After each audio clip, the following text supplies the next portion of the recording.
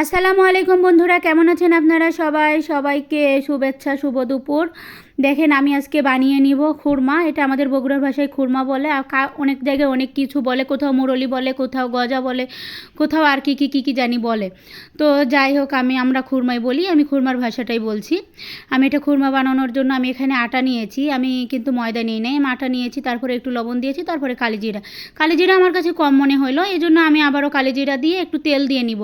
নিয়ে আমি এটা সুন্দরভাবে একটু মিশিয়ে নিব। নিয়ে তারপরে আমি দেখাচ্ছি যে আমি পরপর আমি কি করছি, এটা আপনাদের মাঝে অবশ্যই শেয়ার করছি। তারপরে আমি ঠান্ডা পানি নিয়েছি, এটা রুম টেম্পারেচার, এটা কোনো গরম বা কুসুম গরম পানি না।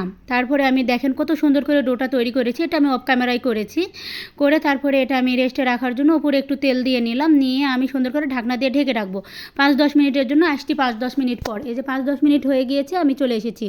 দেখেন কতটা সফট হয়েছে, আপনারা ভিডিওটা দেখলে বুঝতে পারবেন। আর এটা যদি কেউ বানাতে পারেন, অবশ্যই সবাই কম বেশি পারেন। যারা পারেন না তারা ভিডিওটা দেখে, পুরোপুরি ভিডিওটা দেখলে সম্পূর্ণ প্রসেসিংটা করবেন, শিখে যাবেন। তো যাই হোক, আমি রুটি মেকারটা নিয়ে উপকারী করেছি। এখন মন চাইলে সব কিছু আমি বানাতে পারি। এটা বেলুন দিয়ে বানাইতে গেলে অনেক সময় লাগতো। তারপরে এবড়ো থেবড়ো দিকগুলো আমি কেটে নিচ্ছিলাম। আমি ভেবেছি যে ওখানে কাটবো, তো দেখি যে কাগজটা দেওয়া আছে ওটা কেটে যাচ্ছে, পরবর্তীতে আমার জিনিস বানাতে অসুবিধা হবে। এই জন্য আমি চুলার পাশে যে টাইলসটা আছে সেটা সুন্দরভাবে পরিষ্কার করে আমি ওখানে সবগুলো বানিয়ে রুটির মতো করে বানিয়ে আমি কেটে নিয়েছি। আমি এটা অফ ক্যামেরায় আমি করেছি। সব কিছু দেখাতে গেলে তো ভিডিওটা অনেক লং হয়ে যাবে। যদিও 3 মিনিট 3.5 মিনিটের ভিডিও কেউ দেখতে চায় না, আর 10-12 মিনিটের ভিডিও মানুষ কীভাবে দেখবে। তো যাই হোক, আমি এটা এখন ভেজে নিচ্ছি। আপনারা দেখতেই পেলেন যে আমি কিভাবে তেল দিলাম। আর তেল দেওয়ার পরে আমি তেলটা গরম করে নিয়ে দেখেন, যদি কেউ একটু নরম খেতে চায় তাহলে একটু কম ব্রাউন করবেন, আর যদি কেউ আমার মতো মচমচে খেতে চায় তাহলে অবশ্যই এটা মচমচে করে একটু বেশি ব্রাউন করে ভেজে নেবেন। আর আমার আম্মু যদি খেত তাহলে আমি অবশ্যই এটা একটু নরম করতাম, যেহেতু আম্মু নেই, আমার বাচ্চারা শুধু খাবে, এই জন্য আমি এটা হচ্ছে একটু মচমচেই করেছি। আমার হাজব্যান্ড, আমার বাচ্চারা মচমচেই খায়।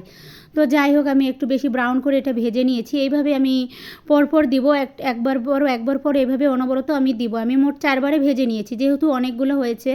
আপনারা দেখতেই পাবেন যে আমি আসলে এটা সংরক্ষণের জন্য বানিয়েছি। আমি আসলে এটা বানানো শেষ করে এসে ভয়েস দিচ্ছি। যদিও ঠান্ডা হয়নি, তারপরে আমরা ছেলেরা খাওয়া শুরু করে দিয়েছে। দুপুরে ওদের আজকে ভাতের খাওয়া শেষ। তারপরে সেদিন মুড়ির মশলা বানিয়ে রেখেছিলাম, আবার মুড়িও খেয়ে নিয়েছে। এখন ভাত যে খাবে না, আমার ভাতগুলো নষ্ট হবে। তো যাই হোক, এই যে আমি এখন শিরার জন্য একটা বড় ফ্রাই প্যানে কড়াইয়ে আমি পানি দিয়ে চিনি দিয়ে নিয়েছি, এর ভিতরে এলাচ দিয়েছি, দারচিনি দিয়েছি, দিয়ে আমি শিরাটা করে নিব। করে নিয়ে এই যে দেখেন আমি খুরমাগুলো ঢেলে দিচ্ছি, ভেজে রাখা খুরমাগুলো। আসলে আমার শিরা অনেক সময় ভালো হয়, অনেক সময় খারাপ হয়। আজকে কি হবে আপনারাই দেখতে পাবেন। এটা দিয়ে আমি অনবরত নাড়তে থাকবো। নাড়তে নাড়তে দেখা যাচ্ছে যে শুকিয়ে গিয়েছে আর চিনিগুলো সুন্দরভাবে লেগে গিয়েছে। এটা ছোট্ট একটা ভিডিও আমি অবশ্যই করব পরে, যে লাস্ট পর্যন্ত ঠান্ডা হওয়ার পরে কি অবস্থা হয়েছে।